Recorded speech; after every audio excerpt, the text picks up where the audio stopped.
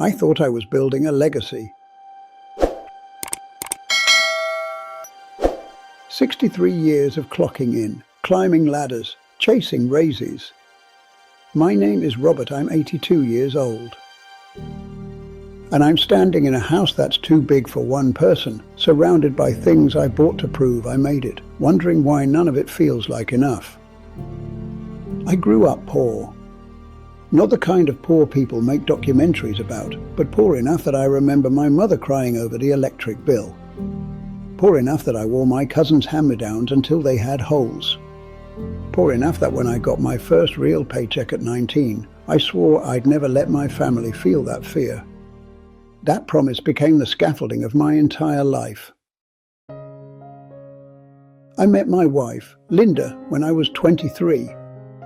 She was a secretary at the engineering firm where I worked as a draftsman.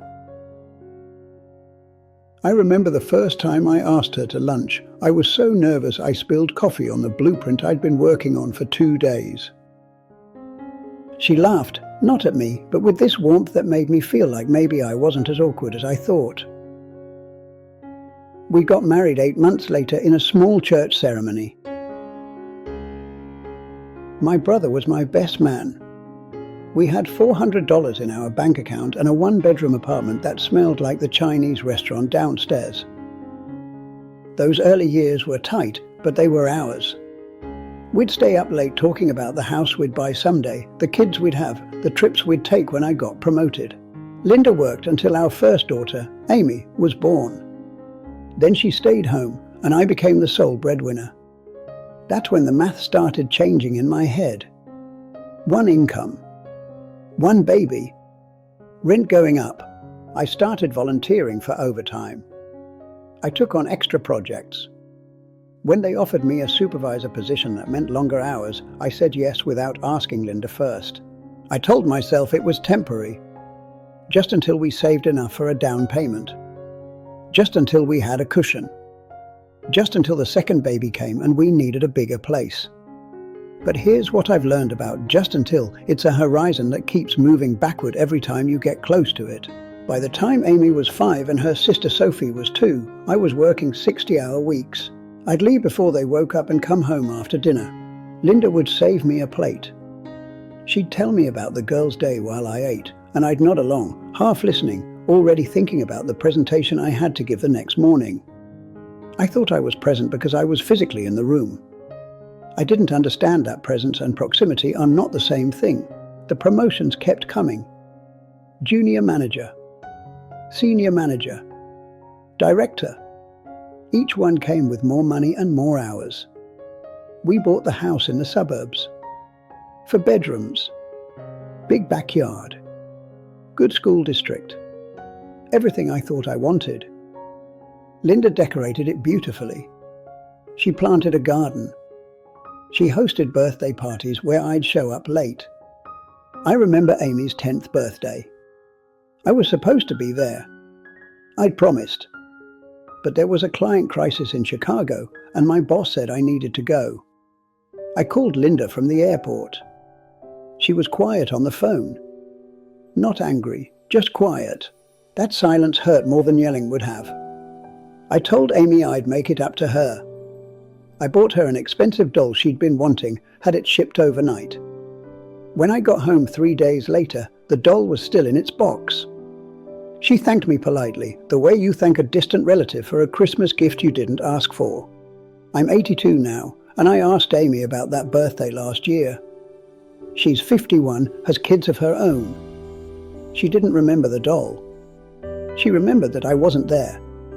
She said it nicely, not like an accusation, just a fact. That's what she carried for 41 years. Not the gift. The absence. The pattern continued. Sophie's piano recitals. Amy's volleyball games. Linda's gallery openings where she displayed her paintings, a hobby she'd turned into something beautiful while I was building my career.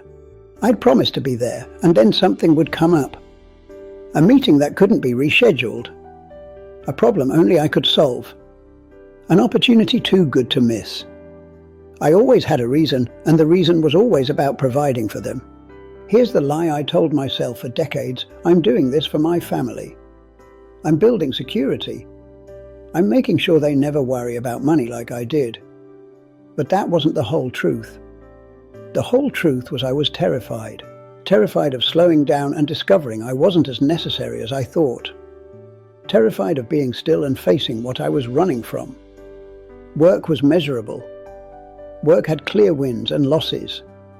Family was messy and complicated, and I didn't know how to succeed at it the way I knew how to succeed at work. When I made vice president at 48, I thought Linda would be thrilled. We went out to dinner to celebrate. She wore the blue dress I bought her for our anniversary 2 years earlier, the anniversary I'd spent in Dallas at a conference. Over dessert, she said something I didn't fully hear at the time. She said, "I'm proud of you, but I miss you." I reached across the table and squeezed her hand and said, "Just a few more years. Once I hit senior VP, I can coast a little." She smiled, but it was a sad smile. I didn't ask why. The girls grew up. Amy went to college, then law school. Sophie became a teacher. They both turned out well, despite me, not because of me. That's the truth I have to live with. Linda raised them. Linda went to the parent-teacher conferences. Linda helped with homework and stayed up late talking about boys and heartbreak and fear. I signed the tuition checks and showed up for graduation photos. I retired at 63. They had a party for me at the office. Gave me a plaque and a watch. Speeches about my dedication and leadership. I handed in my keycard on a Friday. The following Monday, someone else sat at my desk. Within a month, it was like I'd never been there. Projects I'd sweated over for years were discontinued or changed completely. People I'd mentored moved on, stopped returning my calls. The company I'd given 44 years to replaced me in the time it takes to break in a new pair of shoes. That's when the math I'd been doing my whole life stopped adding up. I'd traded irreplaceable moments for a career that forgot me almost instantly. I'd missed my daughter's childhoods to afford a house that now echoes with emptiness. Linda and I are still married, but we're still learning how to talk to each other without the buffer of busy schedules and separate lives. She's kind about it. She doesn't throw my absences in my face. But sometimes I catch her looking at old photo albums, and I notice how few pictures I'm in. Last summer, Sophie invited me to her daughter's soccer game. My granddaughter Mia is 8. She plays defense. I sat in the stands next to Sophie, and I watched this little girl run around the field with complete joy, and something cracked open in my chest. Sophie leaned over and said she asked if you'd come to her next game too. Just like that. No resentment in her voice. Just an invitation to show up. I went to the next game, and the one after that. I've been to 11 games now. I keep a lawn chair in my car. Mia waves to me from the field. Sometimes her team wins, sometimes they lose, and I'm learning that none of that matters as much as the fact that I'm there. That she looks for me in the stands and finds me. I can't get back the time I lost with Amy and Sophie. I can't redo their childhoods or show up to the events I missed. That door is closed. But this door, this chance with Mia and her brother Tyler, this door is still open. I'm walking through it as often as I can, even though I'm late. Here's what I want you to understand, especially if you're in your 30s or 40s right now, convinced that the extra hours and the missed dinners are necessary sacrifices. You're not building security. You're spending currency you can never earn back. Time with your kids while they still want you around, that's not something you can buy later with a bigger salary. Intimacy with your partner, the kind that comes from shared dailiness and inside jokes and being present for boring Wednesdays, you can't download that in retirement. I know what you're thinking. I thought it too. You need the money, the mortgage, the tuition, the healthcare, the retirement fund. I'm not saying those things don't matter, but I'm telling you from the finish line of this race that you need less than you think you do. The big house doesn't love you back. The luxury car doesn't remember you were in the driver's seat.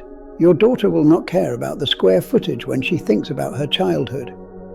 She'll care about whether you were at breakfast. I spent 6 decades operating under the assumption that success was something you achieved and then got to enjoy. That if I worked hard enough for long enough, eventually I'd arrive at a destination where I could relax and reap the rewards. But life isn't a video game with levels and checkpoints. You don't get to pause the people you love while you grind through the hard parts. They grow up in real time. They need you in real time. And real time doesn't wait for your career to plateau or your bank account to hit the magic number. Linda is 80 now. She's healthy, thank God, but we're in the final quarter. We know it. We talk about it more honestly than we used to. Last week, she said she wished we'd traveled more when we were younger.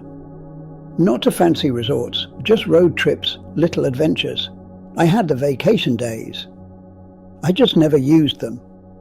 I saved them up like poker chips I'd cash in later, and then they expired, or I got paid out for them, and we never went anywhere. So we're going now. We booked a trip to Maine next month. We're going to stay in a bed and breakfast and eat lobster and not have an itinerary. It won't be the same as if we'd gone when we were 50. We move slower now. We tire easier. But it'll still be something. It has to be. If you're watching this and you're someone who works too much, someone who tells yourself you're providing, someone who thinks sacrifice now means comfort later, I'm asking you to do the math differently. Not the financial math. The time math. How many more dinners do you actually have with your kids before they leave for college? If they're 10 years old, you've got maybe 2,500 dinners left. That sounds like a lot until you realize you've already spent 3,500. The bank is running out. Your company will replace you. I promise you that. I don't care how good you are or how essential you feel. They will find someone else, and the work will continue without you. But your family can't replace you. Your daughter can't get another dad to show up to her childhood. Your son can't reschedule his little league game to accommodate your meeting. You are irreplaceable to them right now, in this moment. But only if you're actually here. I'm not saying quit your job or stop caring about your career. I'm saying recalibrate. I'm saying the marginal return on the 55th hour of work in a week is much lower than you think, and the opportunity cost is much higher. I'm saying your deathbed regrets will not include wishing you'd sent more emails or attended more conference calls. I have a lot of those regrets. I carry them around like stones in my pocket. I can't put them down, but I'm trying to learn from their weight. I'm trying to show up now, even though now is late. I'm trying to be the grandfather I wasn't quite enough of a father. It's not redemption, exactly. You don't get to redo the past. But maybe it's something like amends. My granddaughter Mia scored her first goal 2 weeks ago. I was there. I saw it happen. She ran over to the sideline after the game, and she was so excited she could barely get the words out, and I hugged her and told her I was proud of her. It was a Tuesday afternoon. I had nothing else scheduled. No meeting I was missing. No deadline breathing down my neck. Just me and an 8-year-old girl who wanted to share her joy with her grandpa. That moment cost me nothing and gave me everything I'd been chasing my whole life without knowing it.